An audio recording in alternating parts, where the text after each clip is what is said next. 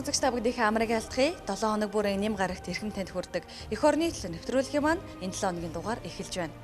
Дуулах студийн уран бүтээлчид 2015 оны 2 дугаар ээлжээр хугацаа цэргийн албанд татагдан ирсэн 3 залууг сонгон авч хугацаа цэргийн алба хувь хүнийг бие бэлдэр болон сэтгэл зүйн хувьд хэрхэн төлөвшүүлдэг талаарх цуврал сурвалжлагуудыг бэлтгэн үзүүлсэн хэдийн 1 жил ард хоцорж сонгож авсан 3 байрлагч маань хал цэрэг хэдийн болжээ. Эх орны хүү болсон эдгээр залуусын хал цэргийн сэтгэлээс бэлтгэсэн сурвалжлагыг эрхэм үзэгч танд одоо хүргэе.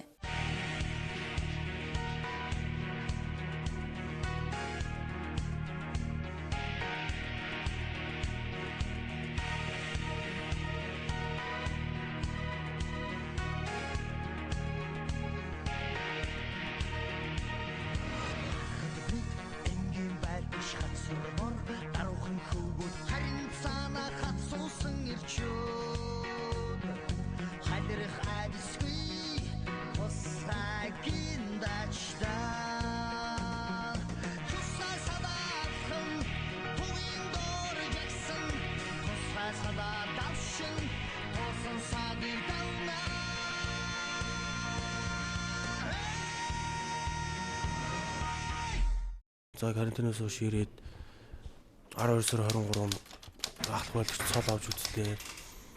За тэгээд цол авахаар хүнд бас ямар их үүрэг хариуцлага оногддог гэдэг талаар бас нэлээд их зүйлийг сурж мэдж авсан. Цэргийн албанд ирээд их юм бодсон. Олон аавын хүүхдүүдтэй ямар ч хэлсэн цэргийн албаа мөр зэрэгцээд хааж байна. Тэгээд удахгүй манай бас хал ахнаар хаалгадна. Тэр үед биднээс бас хал цэрэг болно. Ард амьдралтай байхдаа ийм зүйлийг өмнө харж үзээгүй. Одоо тийм зүйлийг энэ дээр ирээд яаж хэрэгэлдгийг мэдээд сураад тэг явж байгаа маань их авууштай тал цэрэгт ирсэн. Хизээ нэгэн цагт бид бол одоо эх орон төр ард түмнийхээ өмнө тамар ургасан эрд цэрэг учраас хизээ нэг өдөр эх орон монд дуудахад бид бүгд бэлэн байх ёстой. За тэгээд бүтэн жилийн хугацаанд сурсан мэдсэн одоо энэ зүйлээ одоо бид нар бол эх орондоо одоо өөрсдөө одоо харуулах ёстой гэж бодож байна. Миний бодлоор бол цэрэгжилт гэдэг ганцхан үг маань одоо цэргийн хүнийг тэр чигээр нь одоо өөрчилж чаддаг үг байгаа. Тэгэхээр одоо цэрэгжилтэн дээрээ л анхаар одоо биднээсийн ярьдгаар бол цэргийн үнэртэй гэж ярьдаг. Тэрэн дээр нь л одоо анхаар гэж хэлмээр байна да. Зэвсэг түвшний тэг 16 дугаар бригадад албаа нэр төртөө хаагаад халагдаж буй. Ахлах байлдагч Мижид дорж, байлдагч цогтөгчөр нар мөр зэрэгцэн алба хаасан залуустайгаа ийхүү халагдаж байна. Ном! Хүн! Байлдана түгээн дор. Зэрэгт баруун тийш.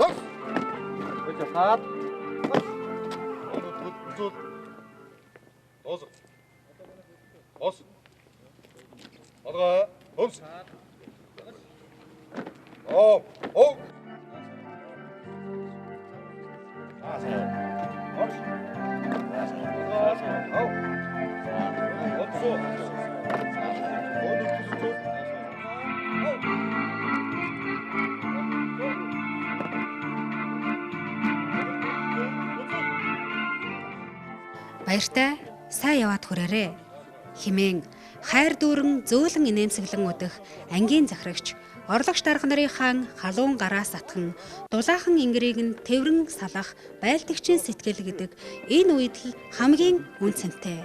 Учир нь тэднийг эх орон газар шорооныхоо төлөө тэмцэх үл нийцэх ариун тангараг нь дахин уулзуулна. Эх орон цэргийн албаасан гэж үзээд эх орныхоо төлөө өнөөдөр халагдах энэ амьдралын бас нэг торгон агшинд бид нар жагсаад байна.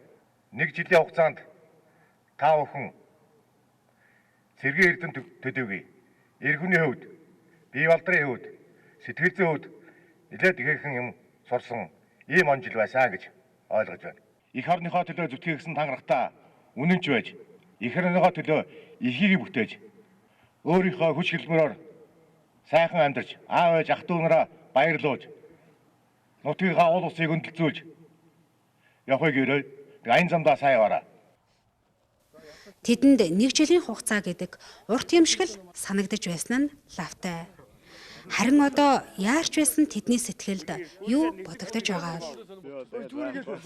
Байлдаанаа дуугаа хараад өөрөө ирэхгүй бас нулимсолнуудын дээр гарч ирж байлаа маш их сэтгэл хөдлөсөн. Тэгээд байлдааны дундаа өнтөл үзүүлээд тэгээд ангийн зэрэгш дараа нартайгаа салхаас гүйцэтгээд гар ороод өнсүүлээд ингээд явхад бол миний хувьд бол маш их сэтгэл өндрөөн. Хар багаас үерхсэн найзуудаас илүү ийм дотн болсон энэ найзуудтайгаа одоо ингээд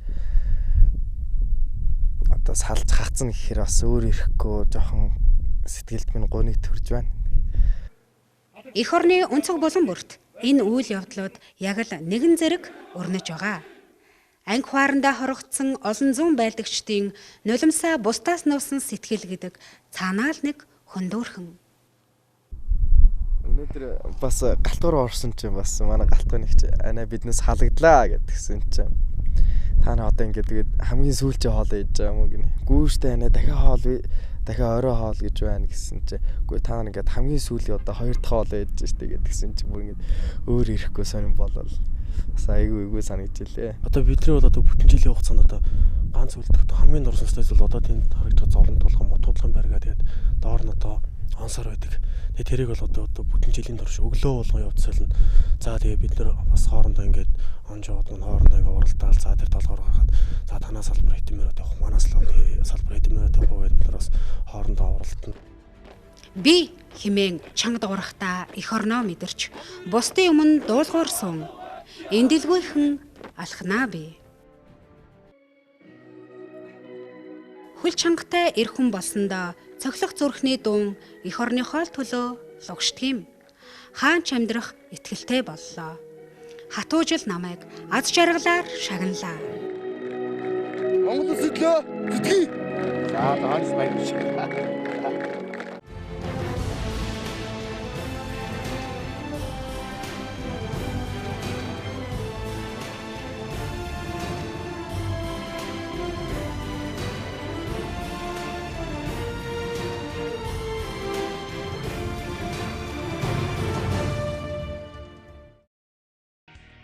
Цэргийн хүн гэдэг нэг тушаалаар ирж, нэг тушаалаар халагддаг хууль дүрмийн дагуу энэ цаг үеийн залуус маань ийхүү халагдлаа. Эх орныхоо тусгаар тогтнолын тулга суурь болсон эр хүн, эр цэрэг таны их цуваа үл тасарна. Маратын даргаыг Ахмад багт дотох гэдэг ба батогдох.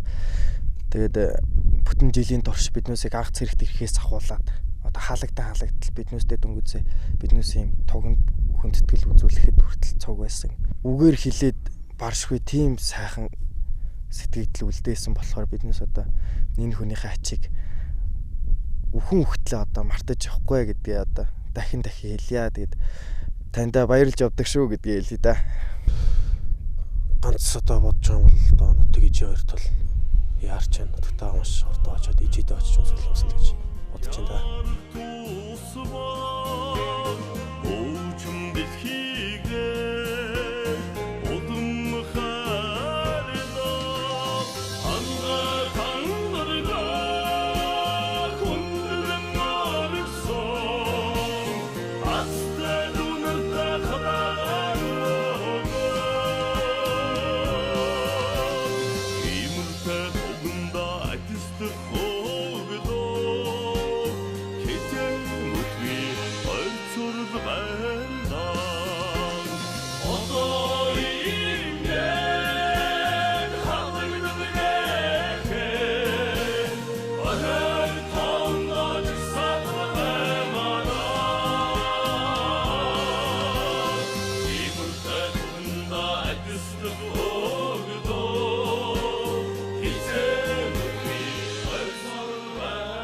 Анги хуаран мотуудлагын тэг 16 дугаар баригад минь баяртай.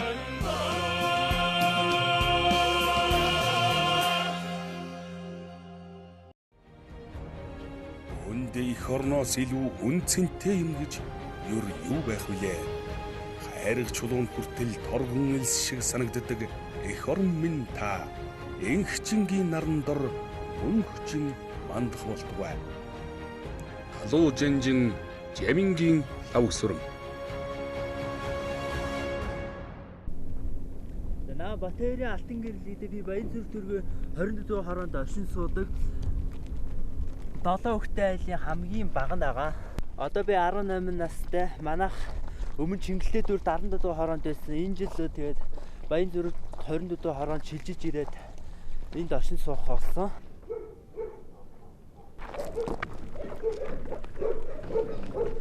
Түрүү жил бол уг надад цэргийн заалан ирсэн байгаа.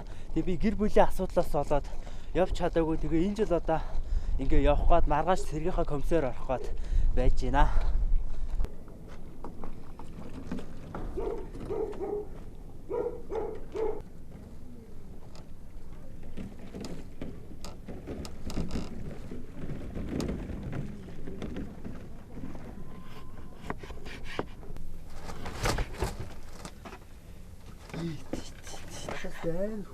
Харин чимээ минийхөө ээжигээ хувцас өмсөж чадсан өмсөхгүй. Ээжийнхээ өгөнд авахгүй. Йоо үлдчих шүү дээ. Хөтөн байгаа гадаа. Хүч өмсдөг гэж юу? Харин чимээ минь. Гасаад гайгүй байсан юм. За минийхөө дээшээ суу цайгаа уугаарай. Таарч гэнэ үү? Таарч. За цай уугаа цаг бүдээсээ. Ямар л гэж. Ээж минь өдөр хүүхдээ дуртай цөөнгө хийчих үү? Ямар хоол хийчих үү? За.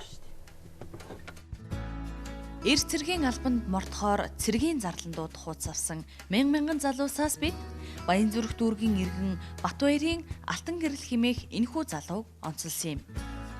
4 ах 2 эгчтэй тэрээр ээж аавын эрх таних айлын отгонгүй. Энгийн нэгэн гэр бүлээс гаралтай тэрээр түрүү жил ерөнхий боловсролын сургуулиуд дүүргээд ах эгч нартайгаа хамтран гэр бүлийн бизнес эрхэлж байна. Чадахгүйгээс эхэлсэндээ хэмээн ярих тэрээр 8 сарын туршид овоо гарын лүдэ болжээ. Одоо харин хуулиар хүлээсэн үүргээ биелүүлж, эр цэргийн албаа итгэл төгс хаахаар сэтгэл шулуутсан нь энэ. 6 ажилчинтэй дөрөв. Би ингээ 2 ахтайгаа ингээ ахада тусалж ингээ готлын шүгдэг. 11 төгсөөл ахтай ирж ажилласан. Анх ирэхэд нэлийн хэцүү байсан шин. Анх ирээл бэлтгэл ажил хийгээл, гарнистер бэлдээл, зуу бэлдээл, арьс марьс ширмэр ойр зүрийн юу гэдэг иймэрхүүнд нь туслаад ер нь л их загнуулж байсан анх ирэхэд. Агаа дээр ялж нэлийн загнуулж байгаа л 2-3 сар болоод аваа гайгүй ажлын төртөө болоод өөрөө ямаа хийгээл асуултгүй өөрөө юм зам бэлдээд гарын дөрөх материалууд ингээл өөрөө бэлдээл хүчдэг болсон. Одоо л ер нь бол гайгүй шүү дээ. Өөрөө ямаа ингээд хийгээд хилүүлгүй ингээ өөрөө бэлдээд хийгээд юм бэлдээд өгчин. Одоо ер нь тэр их бол гайгүй. Ер нь ирээдүйд ер нь жоо хуульч тал руу гол хийж боддог гэсэн өмгөөлөгч юм уу, прокурор юм уу, байцаагч. Тиймэрхүү юм бол аав манай аав хүртэл хийж зааж өгчээсэн. Тэгээ даан чадаагүй. Ер нь бол дахиж боломж олох юм бол ер нь хуулийнхаа юунд орондоо л гэж боддог. Тэгээ яг ингээд цэргийн залаа авч яхад сэтгэд хөдлөл бол амар хөдөлж байна. Яг ингээд гэрээ орхиод хоол газар явна гэхээр тийм баяртай ч юм шиг гүйч юм шиг. Гол нь ээжтэй бол нэлээд орогдсон. Нага таны цэрэг дахад цэргийн албар нь ямар хөөсөн юм? Цэргийн ялав. Цэргийн ялав. Миний ч сайхан байсан шүү дээ. Одоо үеийнхтэй харьцуулбал ямар вэ? Одоо үеийнхтэй доош нь жоохон өөрчлөгдсөн байх гэхдээ шинэ зэрэг байхад бол тэгэл нарийнтай их үздэг байсан шүү дээ. Дэвтэр их шаагадаг. Тэгэл дөрөн судлал. Тэгэл вин тамир орно. Одоогоор зүгээр хайгаа юу ард мэгээрээ л вин тамир гэж ярих юм да. Тэгээд өдөр болгон л вин тамир сургуульд идэв шүү дээ. Тэг хичээл нь цагийн хуваарьтай. Яг тэр хуваарийн дагуу юм.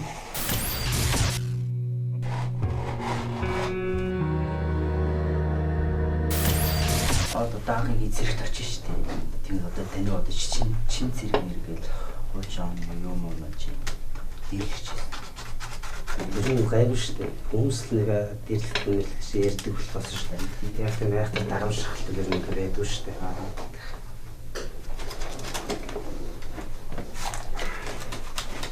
Юу л хийж болох вэ юм зэрэг. Цэргийн ялаа 7:38 цагаар. Өдөр юу их өдөртөө. Өдөртөө тэгэл бэлтгэл сургууль үйлчээр байх гал 9 шидэлэн мэт штэ. Үнэ хийх үү? Сүнэ. Нэг амтны хэдэн хуваарлагдсан байдیں۔ Нэг оротод л их ч юм юу гэдэг штэ. 60 марал байдаг штэ. Нэг оротод. Тэгээд 4-5 оротодтай зэрэг анги. Тэгээд янз бүрийн дэндүү банк салбар хэрэглүүлэлтэй байдаг тийм чиглэл байдаг штэ. Гэхдээ цэргийн нууцтай хамаардаг. Хоолны үед бол ямар хоолны үед бас дэжгүй штэ. Нэг болохоор ямар хоол вэ? Тэгээд та нараа энэ иддэг шиг ийм л хоол мэддэг штэ. Нэг айхтар ялгараад тахчихгүй. Цэргийн олч цаанаа сайхан мэдэн штэ. Ам чанараа чи төцөртөө ирдээ жилийн дараа ирдээ гэж одоо шал өөр хөндлөсөн дэх баг. Амьдралыг харах үнцгэн арай л өөр. Одоо бол чи бол аль эргэлчих гэл байгаа нэг шүү дээ. Хамаа үрч одоо 3 жил хаад. Тэр үед ч бол бас минийс арай чамгасан хоо. Энэ авиг зов та гэрт очиод чугаараа ажилладаг энэ чинь ингэ бүгд. Энэ ч ганцаард шүү дээ. Ан сайн уу би.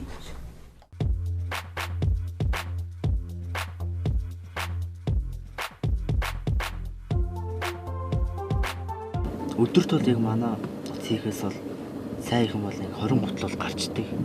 Яг 20 гутлыг бол нэг өдөрт бол бөөнөрөө хийгээл тусгаал тийгээл нөгөөдөр нь тэгээ захраагаа гаргаж.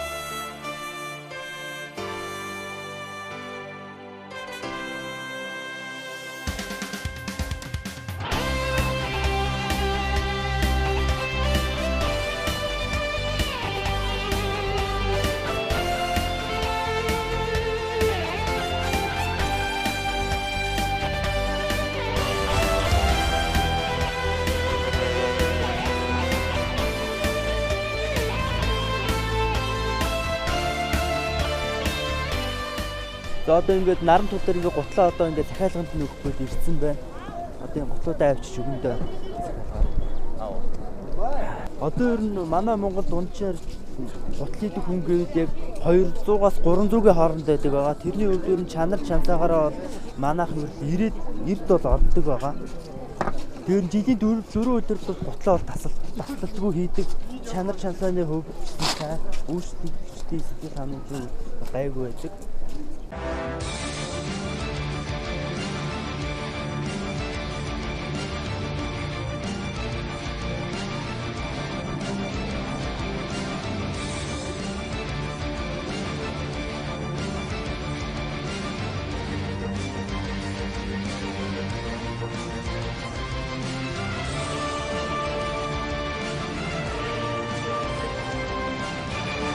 Миний эдгээр одоо дандаа тод өнгөнүүд ирсэн байна. Одоо бараан хоёлоо бараан хийн. Одоо эрэгтэй өнгө хэрэгтэй байна. Эрэгтэйгээ хийж амжихгүй болчиход байна. Эрэгтэйгээ хийхгүй. Тиймэрхүү байна да. Мэд одоо тэгээд сүнцээ сайн түү цэвэрхэн хий. Зарим юун дээр хээ дарагдаагүй л ирсэн байж байна. Охтуудаа ч гэсэн одоо жоохон тодруулахгүй. Охтууд нь ерөнхийдөө бараа эмэгтэй жоохон тод өнгө ирчээд байна шүү дээ. Одоо хоёул тэр арьсаа тэгж сонгоноо.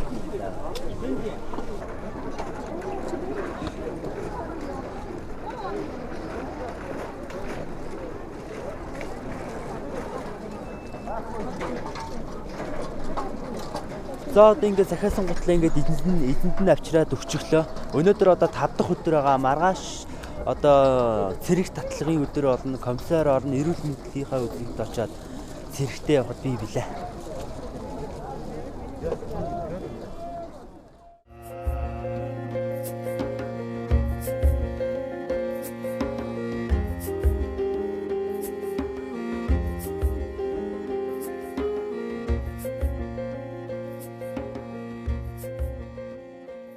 Амны гутлаа цагтаар авч өгсөн үү? Өгсөн төрөө аваач өгсөн.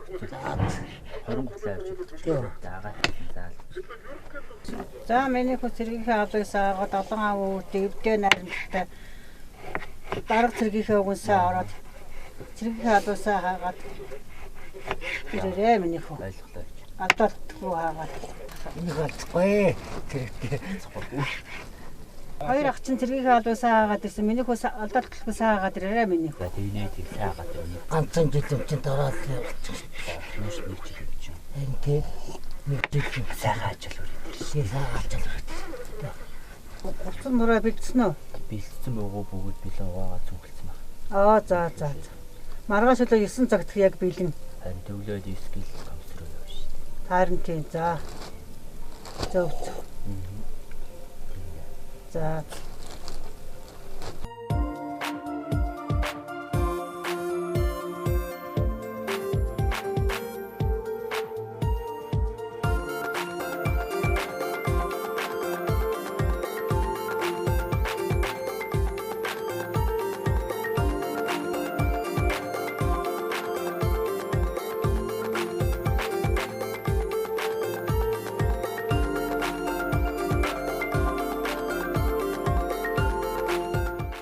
Цэргийн алба хувь хүнд тэсвэр төвчээр зориг хатуужил өөрөө өөрийгөө ялан дийлэх хүчийг өгөө зогсохгүй. Үеийн нөхдөөсөө суралцаж, юм үзэж, нүд тайлах, сэтгэлийн хатыг суулгаж өгдөг нэр төртэй алба. Нэгэн насанд мартагдахгүй дурдтгал, дурсамж чинь ийхүү өрнөж байна. Албандаа зүтгэлтэй, зорилгодоо үнэнч байж, улс орондоо хэрэгтэй зөв иргэн болон төлөвшнө гэдэгт итгэлтэй өгс байна.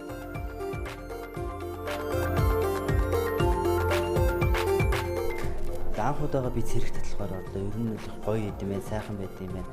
Бахархалтай байд юм байна. Тэгээд сая эрүүл мэндийн хувьд ороод бүх юмдаа тэнцээд гараад ирлээ.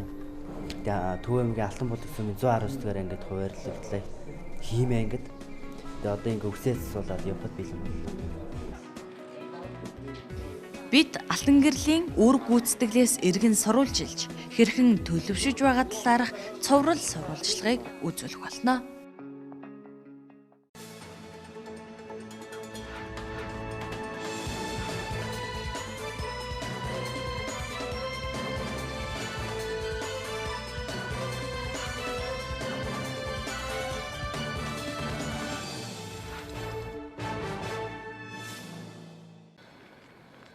Цэргийн жинхэнэ алба хаах хугацааг дуусгаж, бэлтгэлээр халагдсан байлдагч төрөөчийг хүлээн авах, цэргийн жинхэнэ албанд залуучуудыг татах, гэрээ цэргийн албанд элсүүлэх ажлыг нийслэлийн хэмжээнд 10 дугаар сарын 21-ээс 23-ны өдрүүдэд зохион байгууллаа. Нийслэлийн зарим дүүргүүдийн цэрэг татлахын үйл явцтай Батлан хамгаалахын сайд Батэрдэн, Дэд сайд Дулам Дорж, Батлан хамгаалахын яамны төрийн нарийн бичгийн дарга хурандаа Батцайхан нар танилцлаа. Нийслэлийн Сүхбаатар дүүргийн эрүүл мэндийн төвөөс цэргийн насны залуусыг ерөнхий боловсролын сургуулийн төгсөх ангид нь болон оюутны 1-2 дугаар курсээс нэглэн эрүүл мэндийн нарийн мэргэжлийн үзлэг онцлогоонд хамруулан урьдчилан сэргийлэх арга хэмжээний цогц бодлого явуулж ажилласан нь үр дүнгээ өгчээ.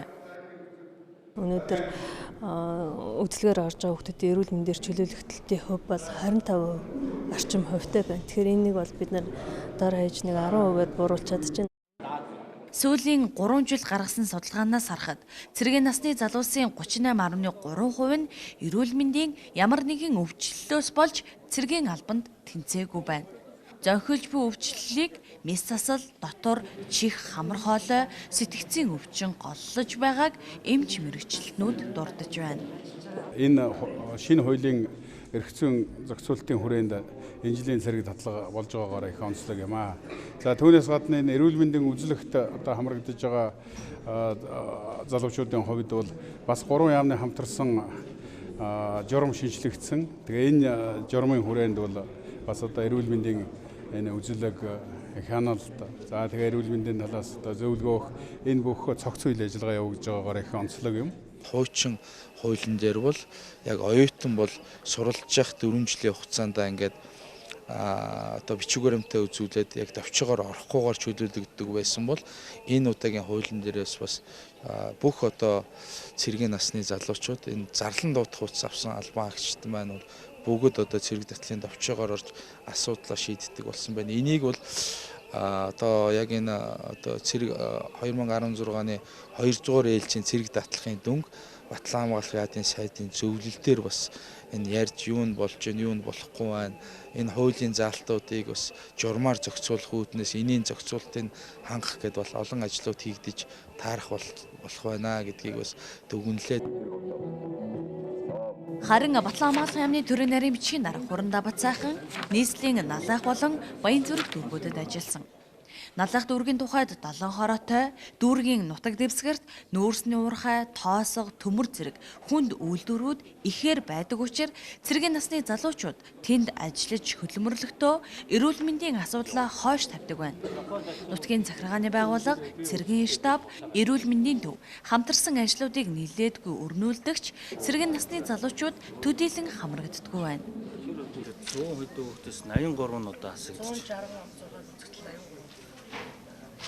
Яг 50 хэдэн хувь нь одоо асагдчих. Өвчний учир тийм юм. Харин тэгэхээр зэрэг хүүхдүүдийн ер нь суур өвчнийг эмчлэхгүй байна. Бага наснаас анхаарахгүй байна гэдэг нь аягүй харагдаж байна л да. Докторийн өвчний гол юмнууд гэхээр зэрэг чихмар хоолой өвчтэй холбоотой, хоолойн өвдөлтгөөс одоо холбоотой. Тэгээд зүрхний өвчлөл, дээрэс нь болохоор зэрэг бөөрийн өвчлөл, үеийн өвчлөл энэ нь болохоор зэрэг дандаа суур өвчнөд холбоотой. Ер нь одоо энэ дээр хэдүүлээ хамтарч ажиллая. Манай цэргийн хэлтсийн дарга одоо ингээд энэ дээр байгаа бүх юмнуудыг мэдээлэлээ та нар эмнэлгийн журмаас өгөөд бид тэрийг одоо засгийн газар эдэрт бас энэ асуудлуудыг эрүүл мэндийн сайд мэдтэй харилцан хамтаа ажиллагаа хийгээд манай Батлан хамгаалах яам, Батлан хамгаалахын сайд, эрүүл мэндийн сайд одоо хамтран ажиллагааны санамж жижигт одоо гар үсгийг зурхаар бэлтгэгдэж байгаа. Тэгээ хоёр талаас цэргийн насныхаа залуучуудыг эрүүлжүүлнэ гэдэг чинь нийгэм эрүүлжил явна гэсэн үг шүү дээ. Ингэж том кампанит ажил болохгүй. Нийслэлийн Баян зүрх дүүрэг хүн амын хувьд хамгийн их нэгтаршилтай. Энэ жилийн 2-р ээлжийн цэрэг татлагад цэргийн насны залуучуудын идэх өндөр байгааг албаныхан энэ үеэр онцолж байлаа. Тус дүүргийн тухайд 28 хороотой, хороо бүрийн засаг захиргаатай дүүргийн удирдлага, эрүүл мэндийн байгууллага харилцан уялдаатай ажиллаж цэргийн насны залуучуудыг эрүүлжүүлэх ажлыг дистаратаагаар зохион байгуулж иржээ. Нөхөн үржихуйн насны эмэгтэйчүүд гэж бид анхаардаг шүү дээ.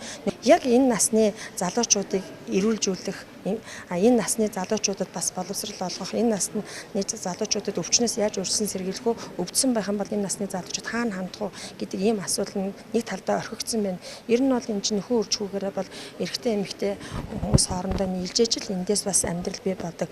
Гэтэл бас ингээ хоёр юмны нэг талын ингээд бас хайцсан байгаад нь бид өнөөдөр бас яг цэргийн насны залуучуудын эрүүл мэндийн үйлчлэгийг хийж явахдаа бол харамсдаг л да.